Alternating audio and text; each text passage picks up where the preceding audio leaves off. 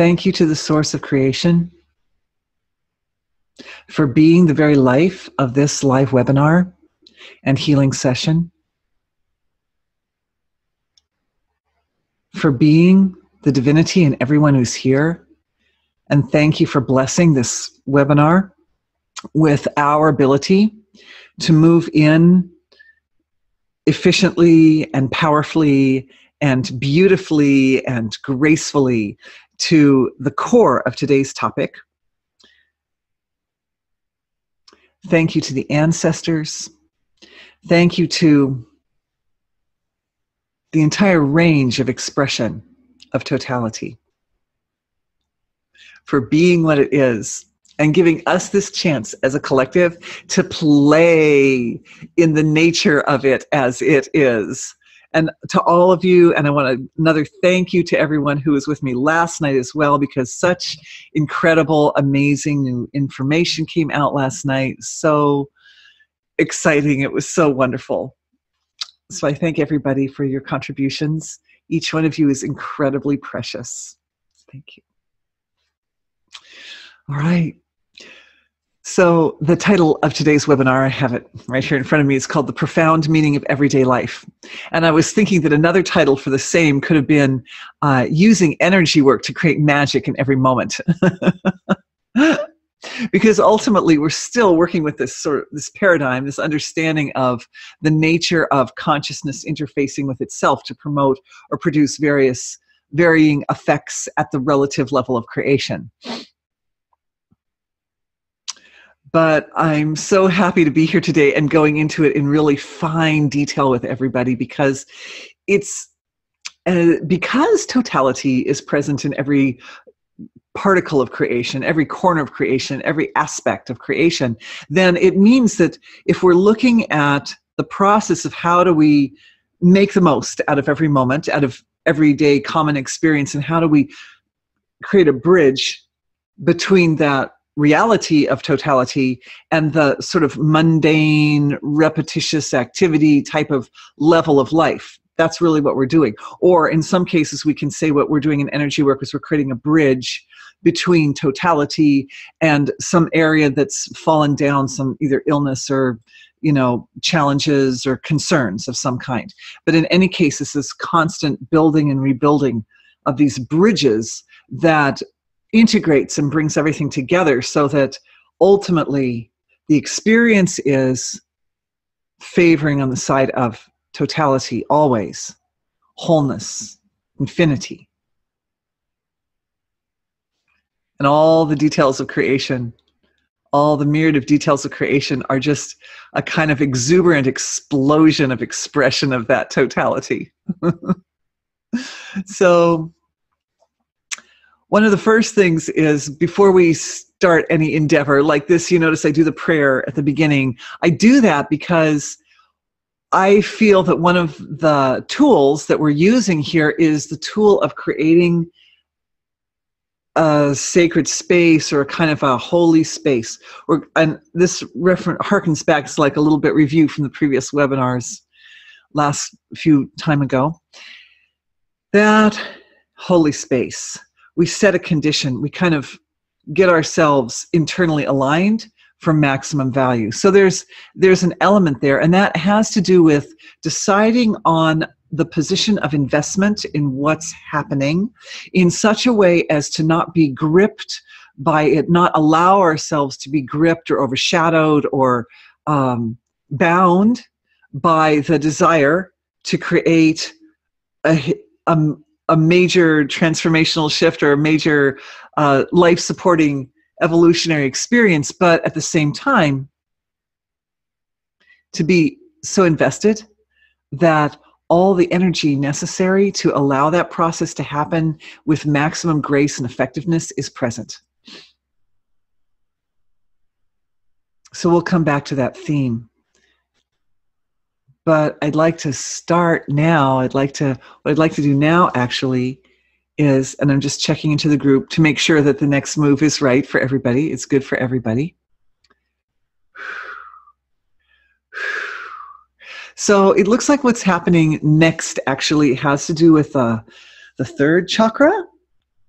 So right there, evidently, a lot of the energies that are responsible or necessary for the creation of that kind of holy space come from that area of the self. And it's called the solar plexus. It's actually, in traditional terms, that chakra is associated, I think, with Mars. But it's also called the solar plexus. And we know it has to have a connection to the sun as well. And the sun being that entity in our environment that creates the warmth and the light on our earth that makes it the holy space that it is. So the sun is like expert. The sun is expert on that. So what's happening is an integration between this area, actually this one and this one both. I think this is where the sun is associated with this chakra. I'll have to go back into my notes and do my homework so that I'm giving you guys the right thing, but I can send a chart. Can my team please make a note to send a chart to everybody, which planets are associated with which chakras? Thank you. That way we'll all have it.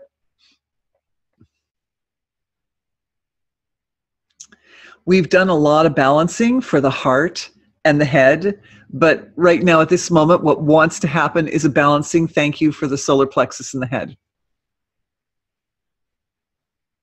And I'm watching a lot of manifestation of how that bridge is being built. What I'm doing, what I'm describing is always the bridge. How is that bridge being built? There are forms that are visual and there are forms that are auditory, and I'm sure for the other senses as well, which are reflections of totality. We get to enjoy those in our dense material world, but they contain within them all the information connected to and associated with infinite unmanifest being. And it's amazing that infinite unmanifest being can be captured, but it can. And one of the things that's happening is a very, very orderly structure is integrating everybody who's in the group right now. And from the center of that orderly structure, that sound value is coming forth. And that sound value is a particular intervals of subtle tones of creation, which are like to come out like tuning forks and align the energies of these two locations in preparation for today's healing. And of course, I didn't expect that to happen, but I have to presume, as always, as we're going along, it'll become evident why we had to do that. But you guys are really running. I mean, divinity, the divinity within all of us is running this show. I probably don't have to remind you of that. You knew.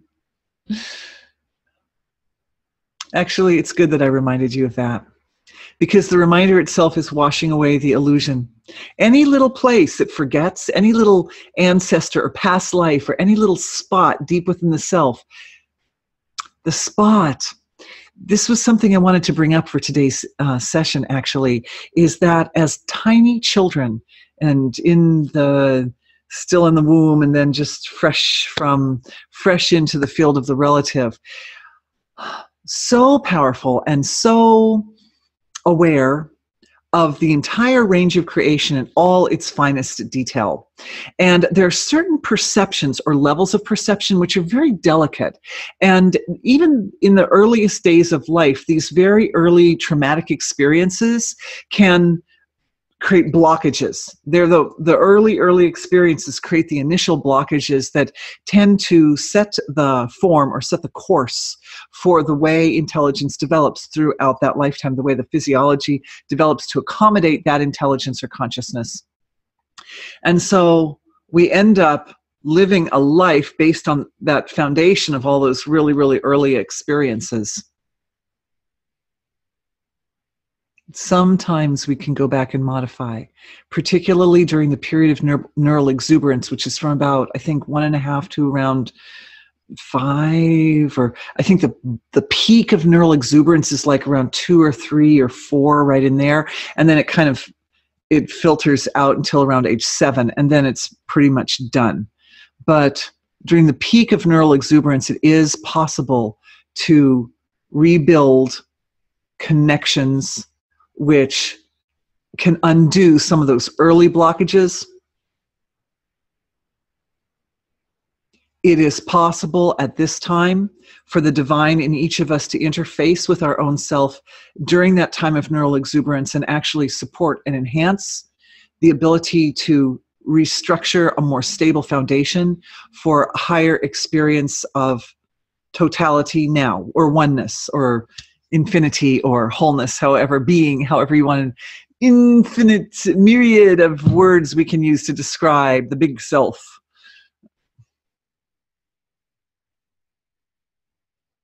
This is consciousness folding back on itself. This is the sound coming from the center of our webinar.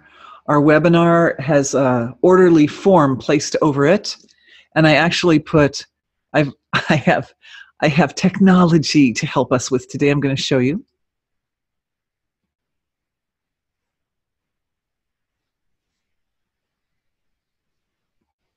This is a sacred geometrical form called a flower of life. It's very simple, but it was described by a great physicist who had recently figured out the mathematics of measuring protons.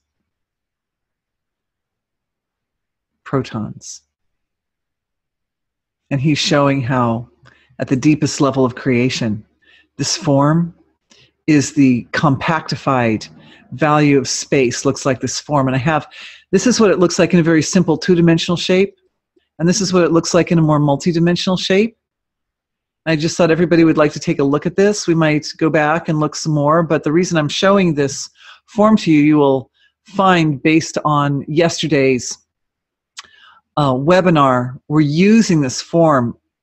I'm finding that this form is extremely useful to support the magnification and enhancement of any energy work whatsoever.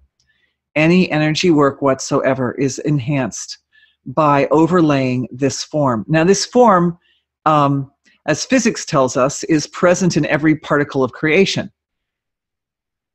However, you'll notice that this form has its own structure within layers, within layers, within layers. So it turns out that the layers go to infinity.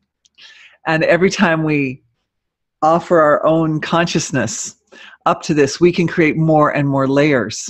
And as we do so, it enriches and enhances and thickens and lushifies. I don't think that's even a word, but it should be.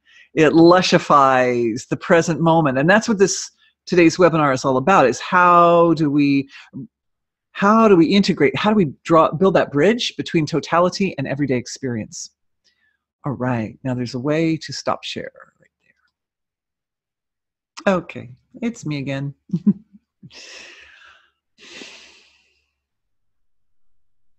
Our webinar, Flower of Life Matrix, placed over. A pillar of tone coming out through the center is offered like a gift at the feet of one's own silent divinity in early childhood, in the period of neural exuberance, when you were forming your paradigms, when you were forming the belief systems upon which the whole rest of the life has evolved. We fold back into our own divine nature at that time and bring the wisdom and the perception and the perspective of the present moment into that little child self. And as we do that, we're able to support our little child self to structure in such a way as to not lose a lot of the very, very tenderest capabilities of perception, the very most delicate and also very subtle and also very powerful levels, which is because we're building these bridges. This is the nature of energy work, building the bridges from total. And didn't that picture look like bridges? It kind of did.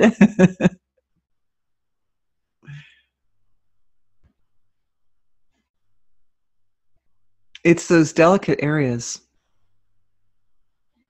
sometimes I think in terms of, remember the diagram of the cell from very subtle to very dense, and that these denser levels up here tend to be where the stresses get held or locked into tissue a little bit more, because this is the more manifest level of the self, and then these subtler levels are where we find a lot of the capabilities and the flexibility of consciousness, where it can move and it can flow up into the denser levels and start to eliminate some of the boundaries and limitations. But as we do that with ourselves, looking at the totality of the whole life, and because of that flower of life matrix being part of this picture, it extends and expands that work. It magnifies that work to extend to a larger comprehension of what is the entire life. Ultimately, we're building the bridge between totality and presence. So that life is very big. If we're thinking of it in terms of time, isolated space-time, is very big, and it expands all the way out to this level of eternal wisdom of the self. And this was something that we kind of came across last night, was the eternal wisdom of the self. It's ever so slightly manifest. It's at a very delicately manifested level of self. It is the manifestation of the concept of the bridge. Eternal self, eternal wisdom of the self, is the manifestation of the concept of the bridge. So basically what it's doing is it's connecting any aspect of individuality. As long as we're all sitting here in our virtual room together with our physical bodies, it means that we are dealing with the manifest. And so that aspect of the self, it deserves and requires to be more stabilized, so that at every point the bridge exists. Just like that cool picture. I mean, just looking at that picture, I'm sharing screen again. Looking at this picture, in a sense, it creates that. You know, whatever we put our attention on, attention is the number one go-to tool of energy healing, because wherever the attention flows, it flows in this form. This is what your attention looks like at a finer level of creation anyway. And if we think about, I'm going to use my cursor here. If we think about ourselves right here in the center, and all the various like past lives or past virtual levels of creation, we can look through, we could say this is us and this is our current life here. Maybe this circle is our current life. Then over a bridge of consciousness, we can go back and we can find that point of neural exuberance in early childhood, maybe here, or I would guess down here somewhere. And at that level, the bridges, as you can see, are naturally already existing. So we make the connection through awareness, brings the connection. There is a huge, huge value in connecting to tiny self, to young self that was in a state of deepest spontaneous connection to wholeness, and to the eternal wisdom of being. I'm just holding it because I'm feeling a lot is going on right now. A lot of healing energy is moving through our entire group. It's like a very big, very powerful flow of energy transformation is occurring.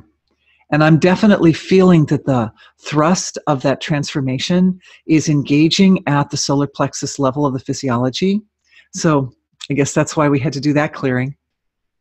And the work that is happening with regards to you sitting there and me speaking, coming through this throat chakra, this fifth chakra, connects it up here, actually connects to the heart, the means by which the mind and the heart integrate and analyze and synthesize the information.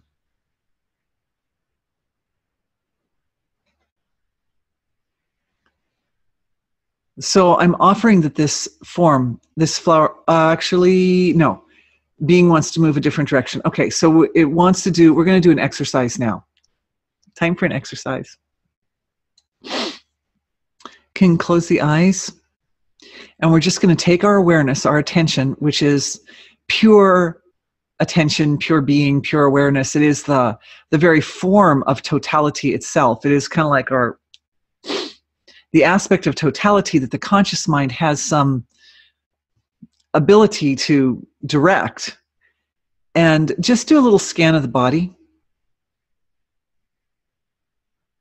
And notice that awareness tends to settle down when the eyes close, and then it tends to spontaneously go to whatever area is requiring most love and attention, whatever area has a need for support.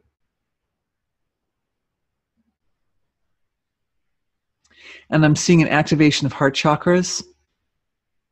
So as the attention flows, so does the love. And because of very, very young, innocent, neural exuberant self integrated with this experience, we're able to draw on the tender innocence and the empathetic compassion of very, very fine, delicate levels of creation. So sweet. There's certain, this area of creation was accessible in tininess, in our tininess, and it's one of the first to go when stressful experiences come up, but it's rebirthing, it's re-blossoming in awareness. The quality of being at that level of creation is so soft, so, so sweet. And that sweetness and softness moves into every area of the body. And I'm seeing for some people joints particularly. I'm seeing joints and of course digestive system. Last night we had circulatory and nervous system going on big time. Beautiful. And what it does is this is you communicating with you through the feeling of that purest, innocent tenderness.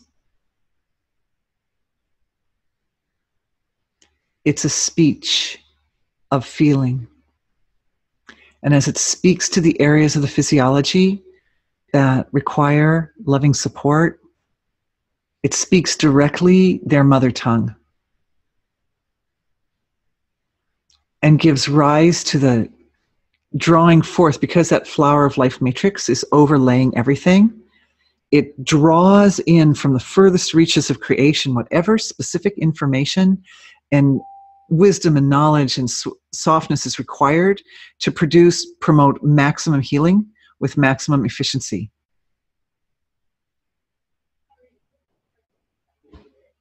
Beautiful. And that is reflecting back to the heart. And so the heart is getting kind of like a kickback, like a interest. The heart is gaining interest on that experience. You can open the eyes.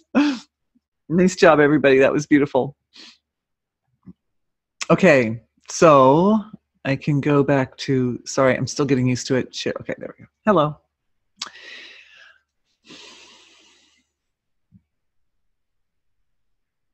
That experience, now that we're sitting with our eyes open, I'm just looking out into the group of how integrated the experience is. Because it's one thing to say, well, totality is everything that there is, and energy work is a process whereby we're building bridges, always building bridges. But the question is, how long can those bridges last? How can we build bridges which will never fail, ever?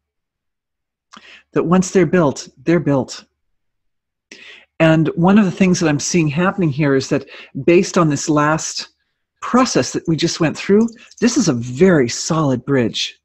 Sometimes I have, dear ones come and we sit and we do some healing work and it works and it's good, but then, there are old habits in the tissues of the physiology that can sometimes creep back in and, oh no, but I'm not really lovable or whatever. Something creeps back in. So it's reestablishing to balance. It's reestablishing to balance.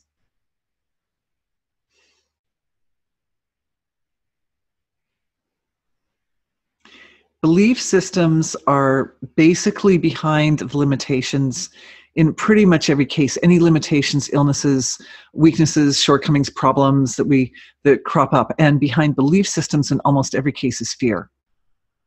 So fear is clearing. Fear is clearing. And fear is clearing not so much at an isolated level of the self here, but I'm seeing it clearing out in a really kind of large systemic structure of self. You're the whole universe. We're clearing fear from the collective consciousness right now. This group. Yes, based on the softness, that foundation of softness that was just created. I don't know about you, but actually I'm checking in with all of you. But that softness that we created in that exercise that we just did is still sitting like a pillow. It's like pillows on everyone here, that sweetness and that softness. In fact, because of the Flower of Life matrix, everything that we created in that healing radiated out through the matrix of creation. So it filled in lots and lots of gaps and lots of places where that further softness is required to support healthy decision making and create foundations whereby people's spontaneous inner healing mechanisms can start to awaken in a natural, healthy way. Greater sensitivity to what's really going on inside. In that softness, it's easier to look at truth, because then looking at truth doesn't become a kind of harsh, painful process. It's pillowed, it's softened with pillows. Nice job, everybody. So that's going out to the whole collective consciousness. It's particularly supportive into the denser, time to look at our picture again. Maybe I should just leave it up all the time, huh?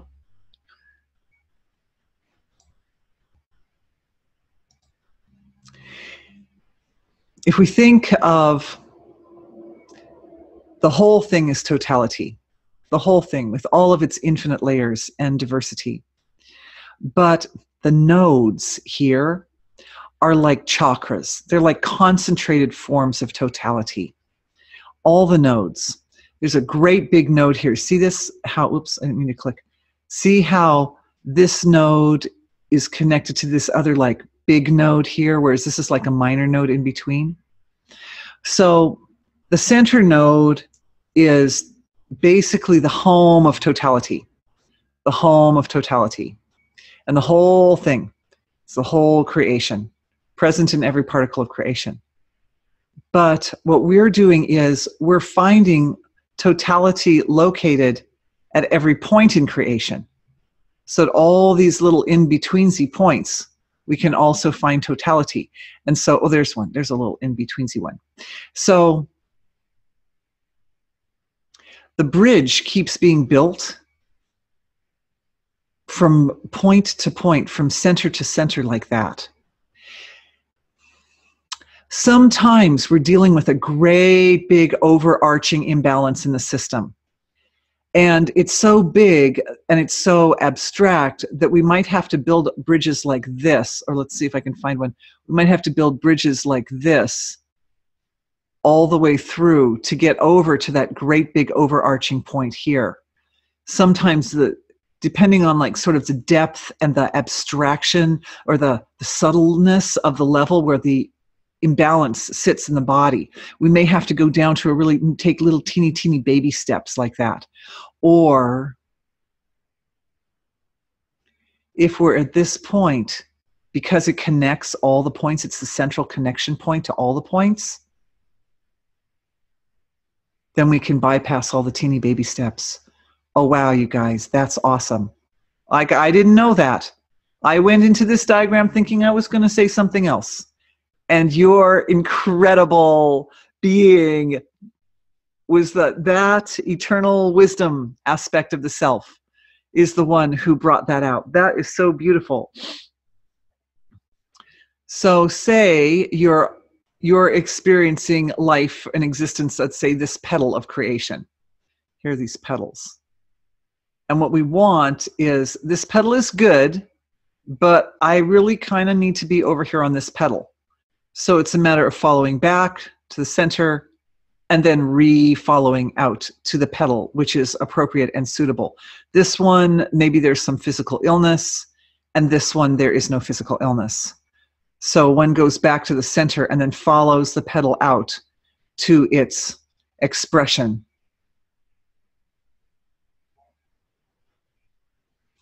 How the shift has to take place right here. So what we're going to do right now is we're going in to break down the details of this very, very fine level of the shift. Because if I'm going to go in, I'm going to take a dive in, and then I want to come back out, but I don't necessarily want to come back out here. I have to control, I have to learn to identify, not being is controlling everything, but I have to learn to identify what's the difference between the outward stroke from here to here and the outward stroke from here to here. What's the difference at this point? At this point of my perception, what is the difference? So what we really need to do here is we need to do some work to support and enhance the capability of very, very, very, very, very, very fine discrimination at a very, very deep level of being. So we're going to do another exercise for that one. So let's close our eyes again. Remember how awareness could kind of move around with freedom and autonomy through the physiology and land where it may. Now what we're going to do is we're going to ask our awareness or perception, pure perception, to perceive itself. Awareness, aware of itself. Perception, perceiving itself.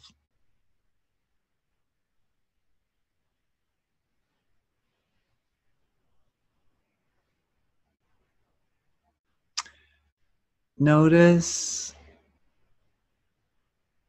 that the tendency for awareness is to fall into the middle of the head, the seat of awareness. That's the center of the flower. Place the center of the flower right in the Anya chakra.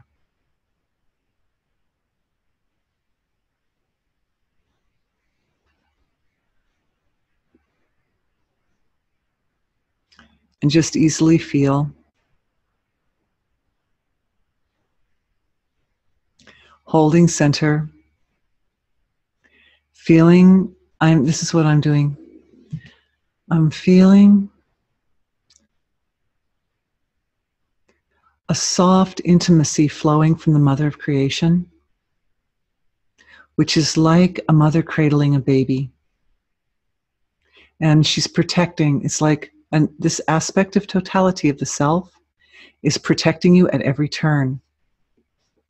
That means whatever petal you choose, it's blessed. Every petal was created by her. Every petal is created by the source of creation. So every petal is precious. Every petal is blessed. But owning this home of the center of all the petals,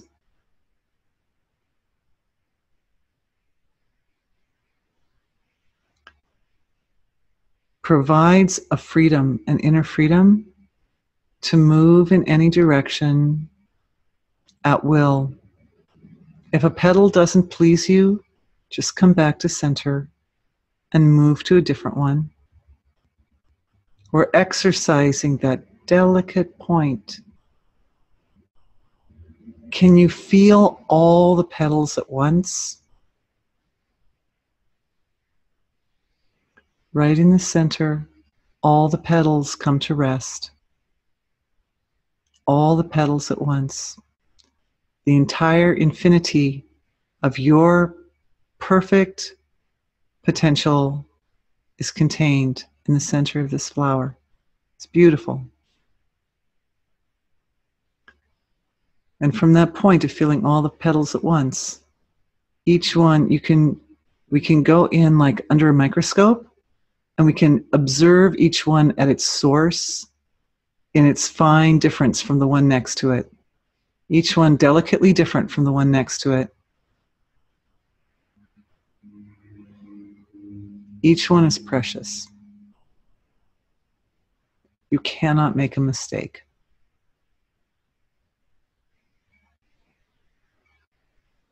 This is being offered back to the source of creation. This experience is being offered back to the source of creation with all gratitude and love and blessings. Let's open our eyes. We can open them. All right. Beautiful. So,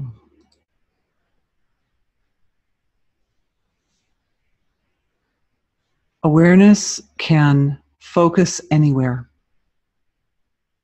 Awareness can focus anywhere. If you use your hand chakras to do any healing, you can place that flower of life matrix over the palm. And then as awareness beams through the hand chakra, it is purified, magnified, and nourished and enhanced through the presence of that.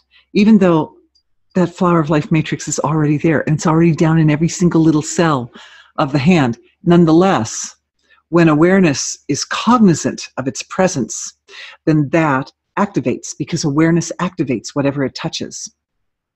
So this is the main principle here, is that we've got a tool which is in the hands of the conscious mind. And with that tool ever folding back into the totality of self, to continue to magnify that, in every corner and every particle of the self, in every corner and particle of creation.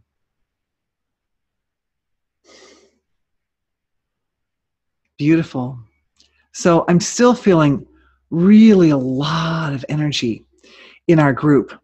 And I feel as if we're sitting on a big potential of capability to produce. So the next thing I want to talk about, and this is a little bit of a review from yesterday, but I think it's important. It's an important principle, which is, oh, sorry guys, got to go back to the diagram again. Let's do that. This diagram is really helpful because it gives a visual on so many different things. All right, so there is a kind of a sacred proportion. It's called the golden mean. And it's about 1.6189, and then going on to infinity. And it's approximately a third. It's approximately a third. And you notice how we get these proportions in here of it's approximately thirds. Like we've got this is divided to 6 parts. So we've got a third and a third and a third. This relationship, this close to a third relationship, is a point of relationship which is extremely pleasing to the self. And it is connected to the way our consciousness interacts with itself at both physical and consciousness levels of being. So, in the brain, I guess we do come back to me. In the brain, in the limbic system, we've got these different organs, lovely organs, which are responsible for interacting in such a way as to promote the human experience.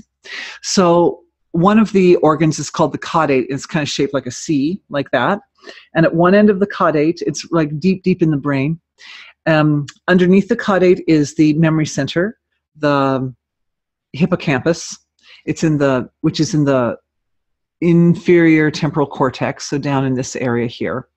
And so that's right down there. And then the caudate is above it like that. And there's the pain center, amygdala, and the pleasure center, nucleus accumbens, at either end of that caudate. And when both the amygdala and the nucleus accumbens fire at the same time, if the ratio is within this range that we call the bliss point, then that experience can be not just intensely blissful, but life transforming. So I consider the capability of activating this aspect of the brain, of engaging the brain intelligently with the use of our awareness, as one of the keys to living life in such a way as to promote maximum benefit out of each experience, to live the profound meaning of life in everyday experience, to live magic in every moment, when they're both firing at once. And I'm actually going into my own finest silence right now, because the question has come up in me, well, what's the best way to do that?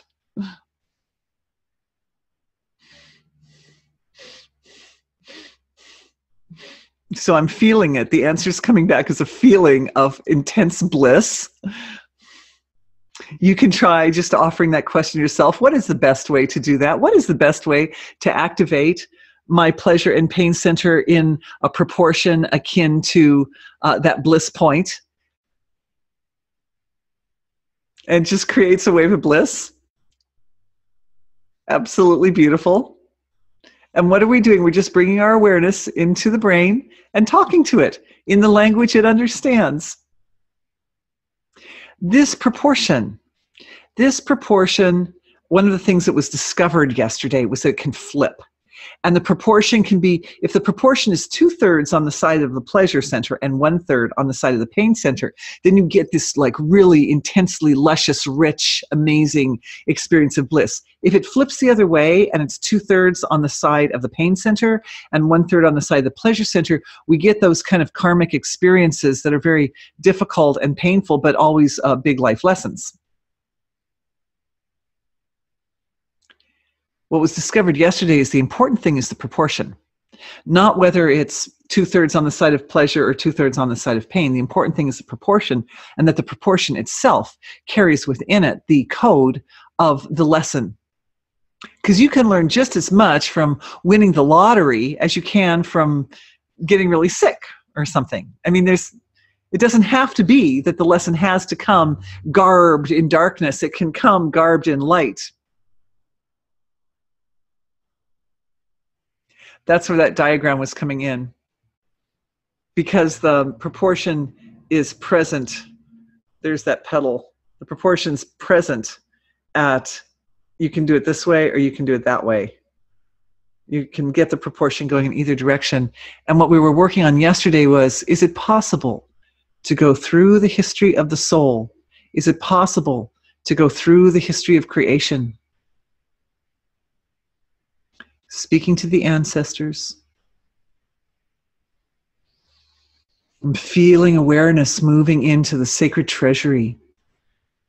The sacred family treasury, which, just as a recap for everyone, the ancestral archive is represented by the DNA, and it is the silent spindle in the center of the DNA that holds it's like a aspect of the Akashic record, and it holds the stories of the evolution of each soul within the family lineage. When the person is born to the time they die, there's an overarching theme of the lessons that that soul learned, and that those overarching lessons with all their little minor in-betweensy lessons are held in that family treasury. So I'm feeling awareness going there. It's activating it. So many lessons at such a high price. And the principle is that we can choose. We didn't think we can choose, so we didn't bother to try to choose. That's number one. And number two, we feel that the physical manifest nature of the level where our bodies live doesn't support it. The physical manifest nature of where our bodies live supports both kinds of lessons, the bliss lessons and the painful lessons, and that the laws of nature support that. So then my question is, and this is good, this is very appropriate that we're working this in the Ancestral archive right now. The question is, how can the physiology be modified so as to support laws of nature that favor the bliss lessons, not the painful lessons?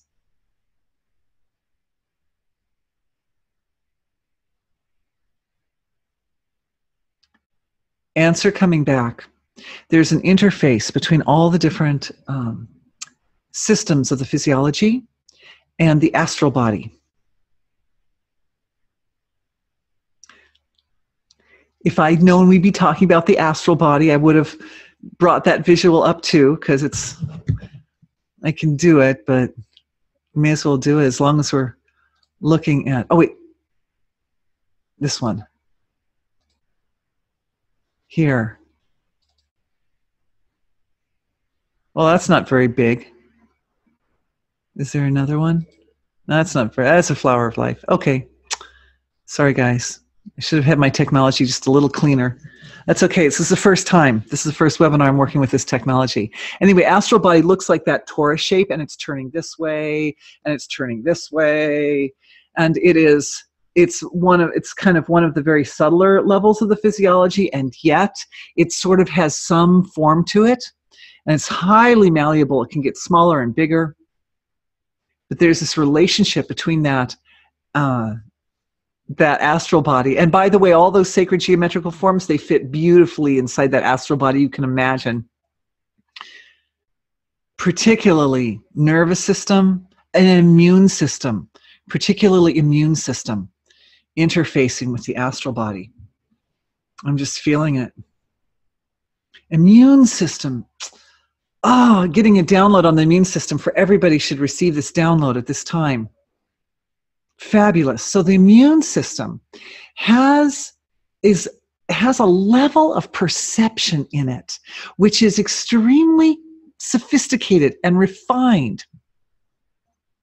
I was reading a little bit. No, I was watching a YouTube video that was doing some descriptions of the immune system and how the nature of bacteria is that they find a virus. Bacteria and viruses, by the way, are kind of like enemies. They tend to, the good bacteria in your body are constantly working to support your health. What they'll do is they'll find a virus, and they will literally extract a piece of the DNA from the virus and read it and keep it in an archive where they have the bacteria then adapts itself to produce specific amino acids and different kinds of proteins that will interact with that particular virus in order to disallow its presence in your physiology. It's really cool. That's what happens physically with the immune system. But as we know, our immune system has its reality at many levels of creation. And at subtle levels of creation, the immune system is beautifully sensitive. It is capable of comprehending the nature of reality at a very, very fine degree, in a very, very sophisticated, very intelligent. It's almost as if when we go to finer and finer levels, the quality of intelligence magnifies and becomes more profound and more incredible. So the astral body also plays related or harmonic, you could say, an echoing role to the immune system, and that the astral body is kind of like the first line of defense. You could say that is in the field of energy, your being is just energy, and you're living in a world that's just basically energy. And that astral body is sitting out there, and it's sort of like sensitive. It becomes aware of lots of different features of the environment, features of the world.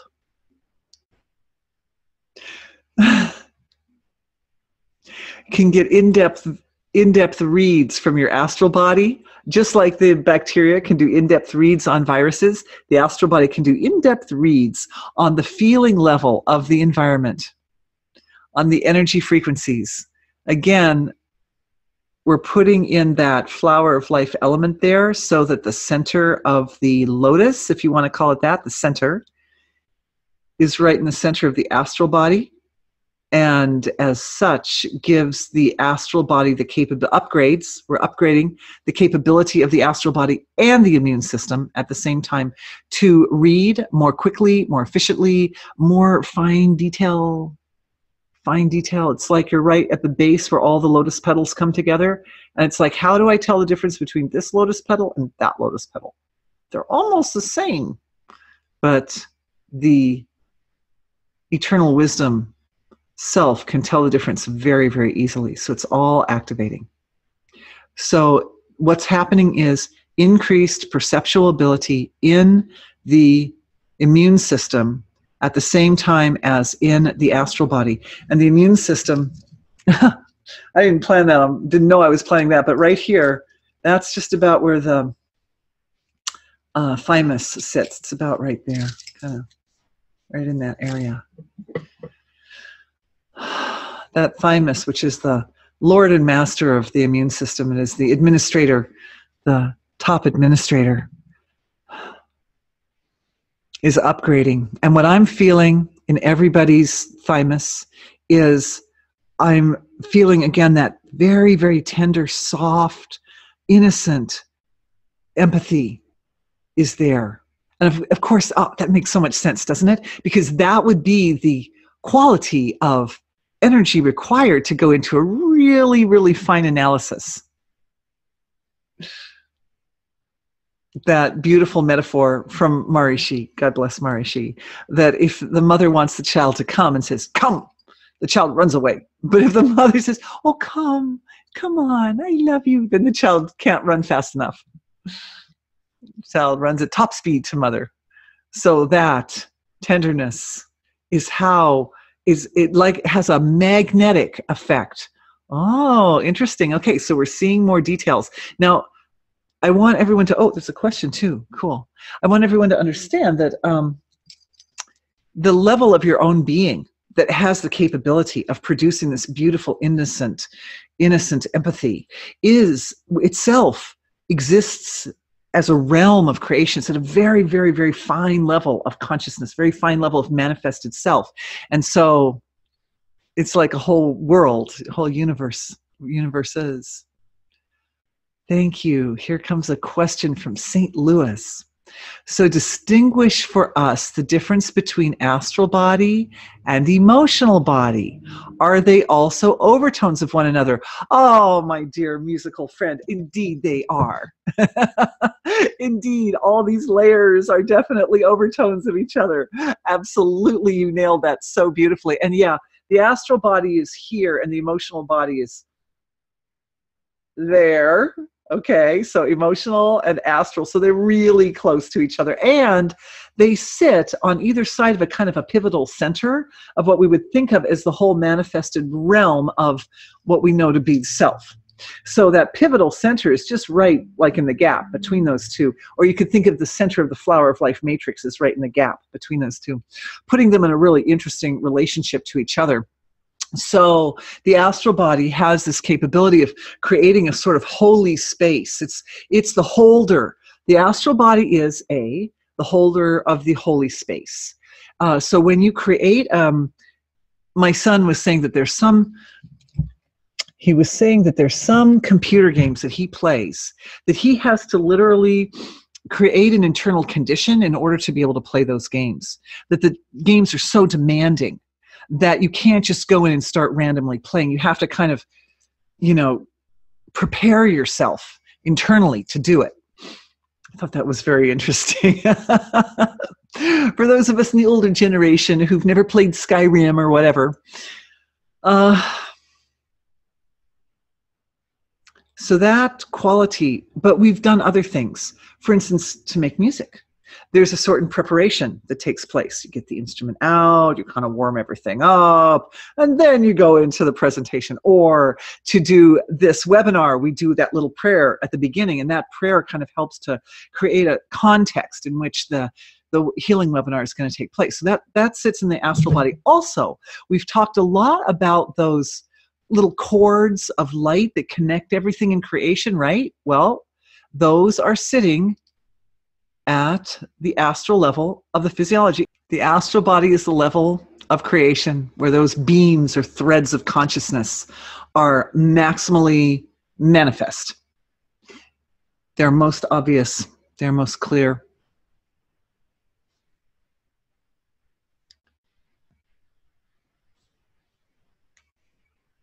Emotional body. Emotional body is the body of desire. It is the level at which we feel.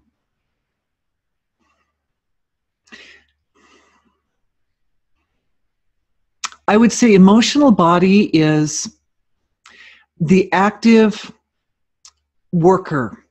It is the worker in the stream of incorporating feeling into experience in order to give the experience that extra oomph. Because we need to, well, I'm really thinking I need to distinguish here is the difference between the emotional body, which is the body of feeling, and the celestial body, which is the finest feeling.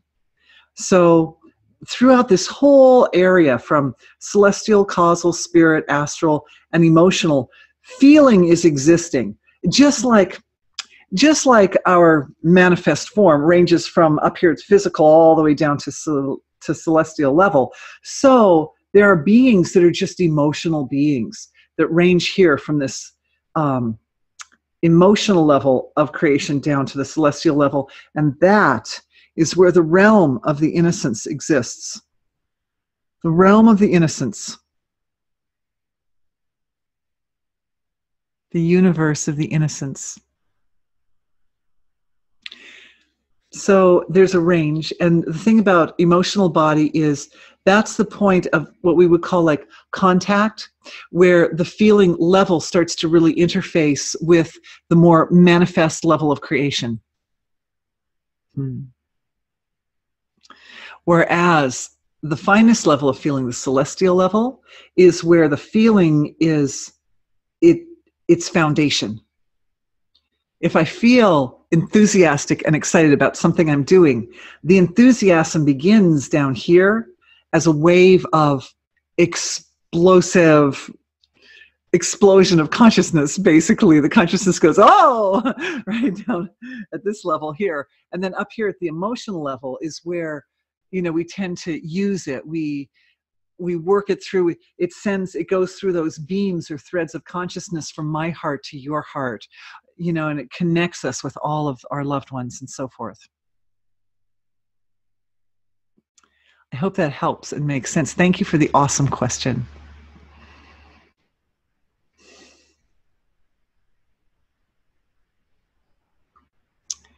We were looking into, and I'm not sure we got closure on, how do we utilize this divine proportion,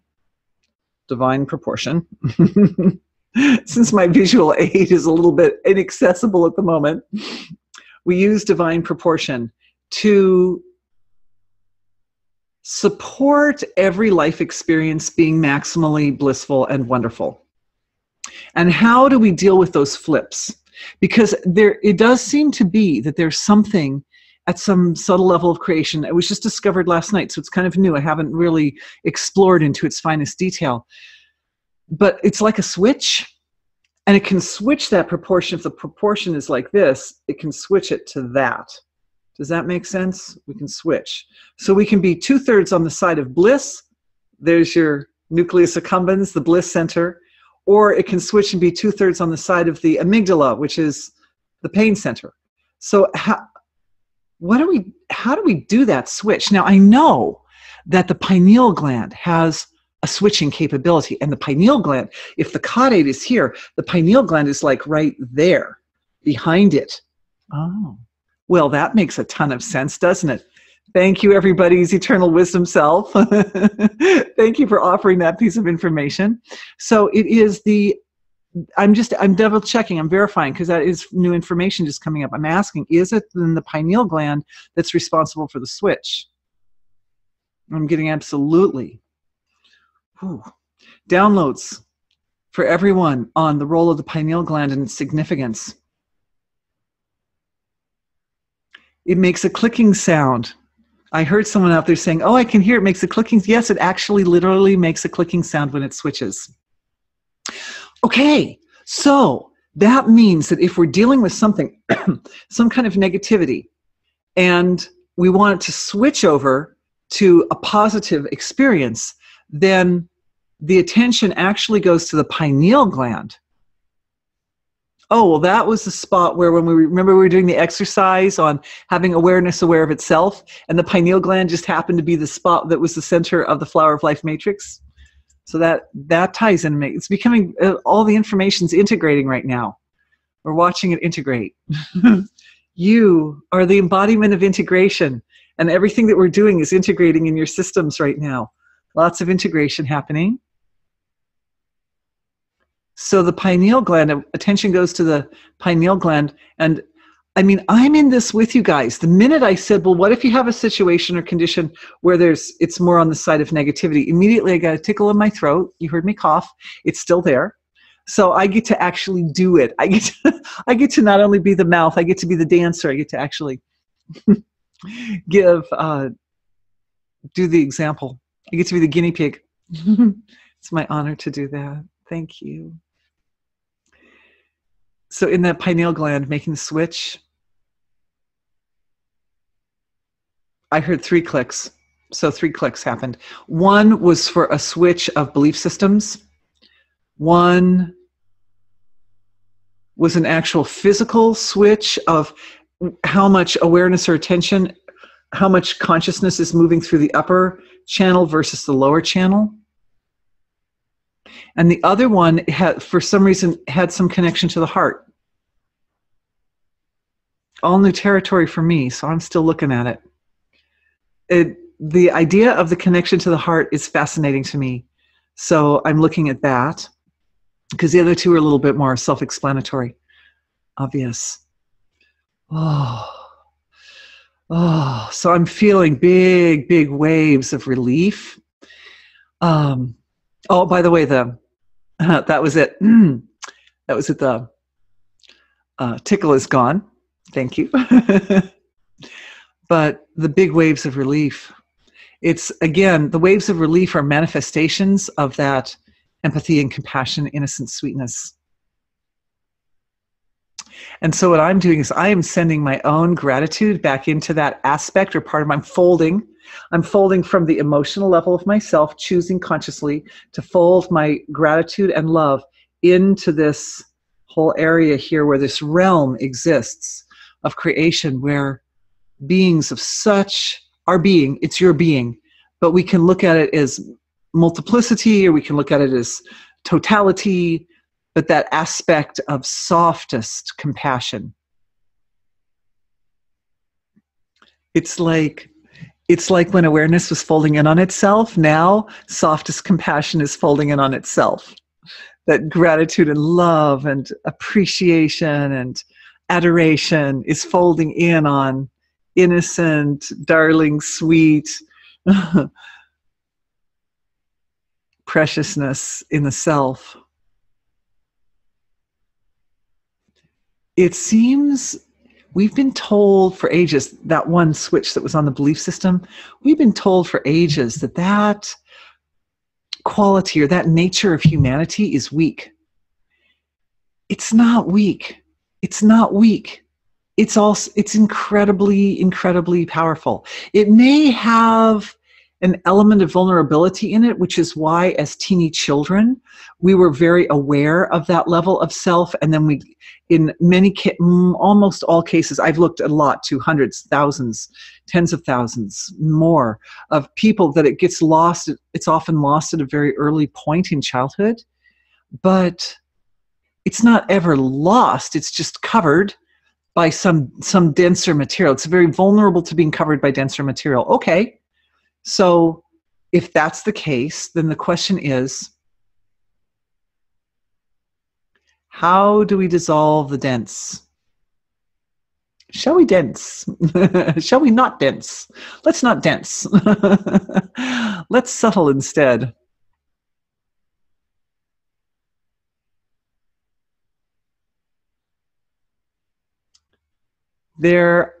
I'm hearing sounds. So just like the Flower of Life matrix has this, and there are many, by the way, many other forms of sacred geometry. There's like a whole video on, there are videos, Drumvalo Melchizedek has done a lot of research into sacred geometry, so you can look him up on YouTube, and he's got great videos of all kinds of stuff about sacred geometry. However, there's a correlate in the field of sound as well, of course. Like we know that that golden ratio is present in the relationship between the tonic and the fifth, the natural fifth.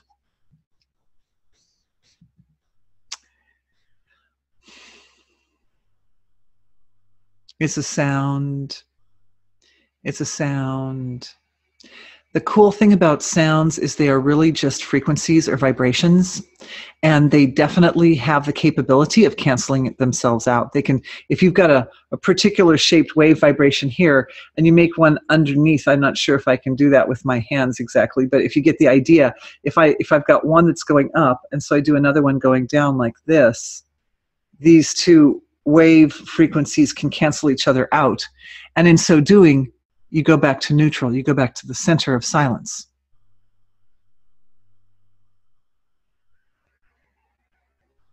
So the download is actually going into the level of self where that innocent sweetness exists, which is actually a kind of a universe. It's like a realm of creation. It's a realm.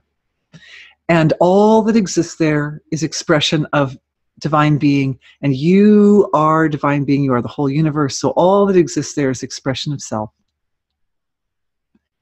You are all that sweetness. You are all that precious, darling, tender being. But it was covered by density, and this structure of self is educating. It's receiving the information required to produce the precise interference pattern that eliminates the density. Particular kinds of density sit on that soft, innocent element of self. And that's being added to the healing that took place at the beginning of this webinar on the neural exuberant self, the little self, 2 to 4 years old. And I'm feeling a purification or releasing.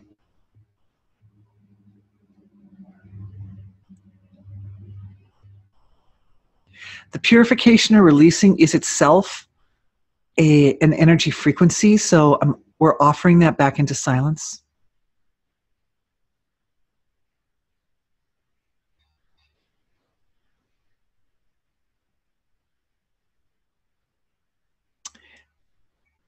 The answer that's coming back from divinity, from silence, is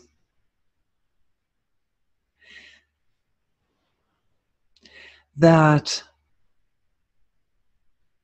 the nature of our time, our Kali Yuga time, where it's kind of denser and more intense anyway, that it's such an effective teacher, that the boundaries and limitations are such, they really activate or excite people's dedication or investment in the evolutionary process. And so my answer back to divinity is, can we not infinitely expand the nature of our capability to become invested, witnessing investment? That means not gripped, not bound, not controlled by, but invested in a way which remains also above that thing, but at a very, very high level, at a very refined level. Can we not offer that? Can we not structure or create that? And is there, what would be required?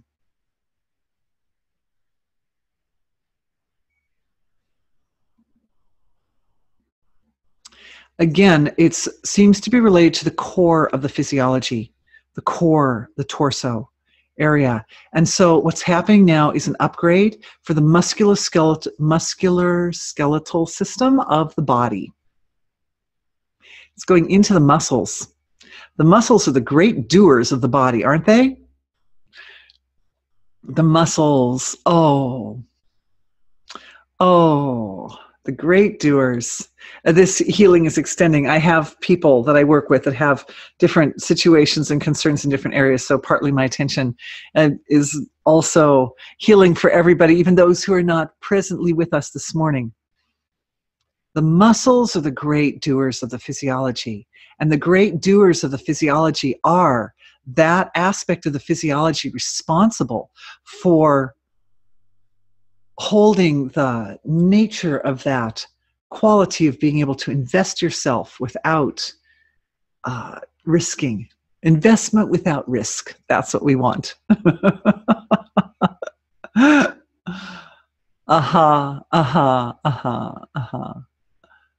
It's tying into that proportion again, that relationship, that when you have a boundary or limitation, it sits there, and because of it, a lot of purity will build up, like kind of like underneath it or behind it, a lot of purity builds up. And when the ratio of purity to the boundary becomes in that golden ratio proportion, all of a sudden that purity just bursts forward, and then the boundary acts as a kind of like a holding back that allows, when the purity comes forth, to come forth with greater dynamism. And that is actually what happens in the muscle tissue of the body. When the muscle tissue works, like if you're lifting weights or you're running or something like that, there's a kind of a little popping explosion of energy in the cells of the body as they're using up the adenosine triphosphate, and they're starting to, they're using that energy and producing and burning energy in the body.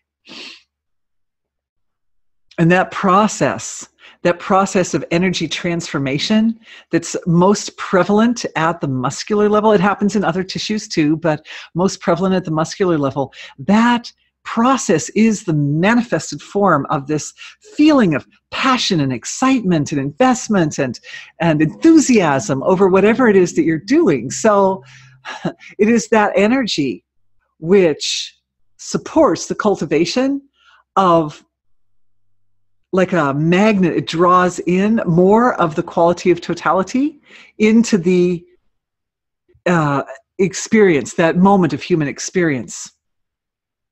It's the bliss of Brahman. It's the bliss. It connects. It's the ultimate bridge, you could say, that connects from the experience to the field of being, which is structuring everything. I'm just enjoying watching this information going into the muscles of the body, and the muscles all upgraded, going, yeah! We're all going to look like bodybuilders here. Oh, the muscles are one of the great sources of bliss in the body. So is the heart. Oh, the heart's a muscle, right? But the circulatory system is considered the flow of bliss. All the movement of the blood through the body is the flow of bliss. But the integration is taking place right now, flower of life matrix in the heart, and integration taking place between the circulatory system and the muscular system, so that is very, very deeply, very sweetly connected in such a way as to support your maximum ability to evolve and develop in that part of your physiology.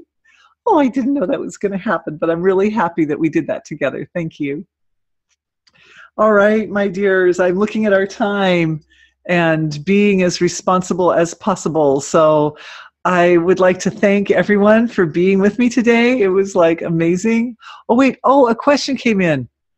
It isn't fair that anyone get ill if we are healthy in our deepest point. My grandma passed without one leg, but oh, she was the best person. Yes, that's why we're learning, darling. And also you put this on the group chat so everyone sees your name. This is from someone from Croatia. The very, very sweet lady from Croatia asked this question. This is why in this webinar, what we're doing is we're learning, we're starting to work with this proportion. How do I shift it? How do I shift it? If it's favoring on the side of my my pain center, How do I shift it over so the proportion favors on the side of the pleasure center? And the switch is in the pineal gland. So anything we can do to support the development and the growth of the pineal gland, attention, loving attention filtered through the flower of life matrix, sun gazing. Sun gazing is really good for your pineal gland. It's something I think I might have mentioned in yesterday's webinar about neuroplasticity.